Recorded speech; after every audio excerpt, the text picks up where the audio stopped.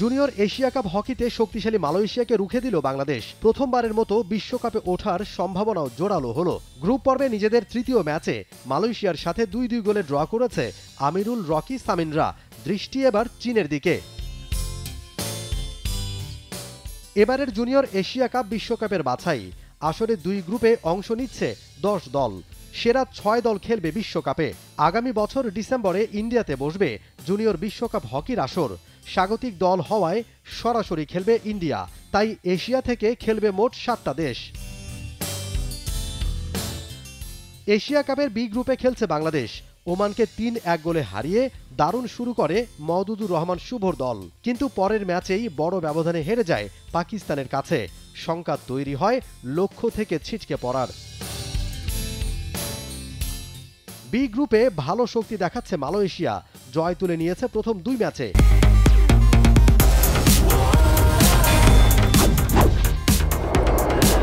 বাংলাদেশের প্রথম লিমিটলেস ইন্টারনেটে ছাড়িয়ে যাক নিজের লিমিট। ওদের সাথে দারুণ লড়াই জমিয়ে তুলল বাংলাদেশের ছেলেরা। যদিও ফিল্ড গোলে আর্লি লিড নেয় মালয়েশিয়া, সমতায় ফিরতে মরিয়া বাংলাদেশ। দ্বিতীয় কোয়ার্টারে সমতায় ফেরে আমিরুলের পিসি গোলে। ম্যাচটা জয়ের সম্ভাবনাও তৈরি করে বাংলাদেশ।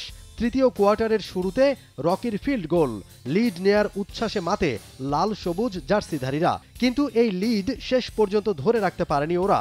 শেষ কোয়ার্টারে পেনাল্টি কর্নার থেকে সমতায় ফেরে মালয়েশিয়া। বাকি সময় গোল করতে পারেনি কোনো দল, মাঠ ছাড়ে পয়েন্ট ভাগাভাগি করে।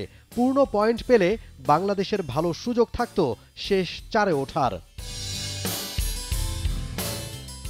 ম্যাচ জিততে না পারলেও ভালো গোলকিপিং করে ম্যাচ সেরার পুরস্কার জিতেছেন বাংলাদেশের গোলরক্ষক নয়ন।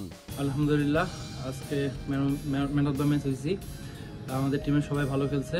আগামীকালকে চায়নার সাথে আমাদের ম্যাচ, তো সবাই দোয়া করবেন। গ্রুপ পর্বে আর 1 ম্যাচ বাকি রয়েছে বাংলাদেশের। প্রতিপক্ষ চীন। এবারের আসরে খুব একটা ভালো অবস্থায় নেই দলটা।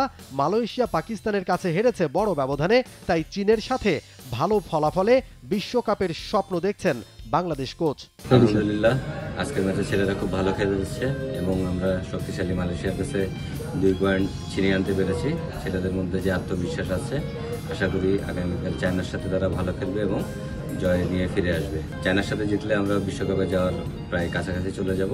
সুতরাং কালকের ম্যাচে জয় আমাদের খুবই জরুরি এবং ছেলেরা খুব ভালো অবস্থায় আছে এবং ইনশাআল্লাহ ভালো খেলে কালকে জয়লাভ করবে এবং আমরা এই জন্য দেশবাসী সবার কাছে দোয়া চাই।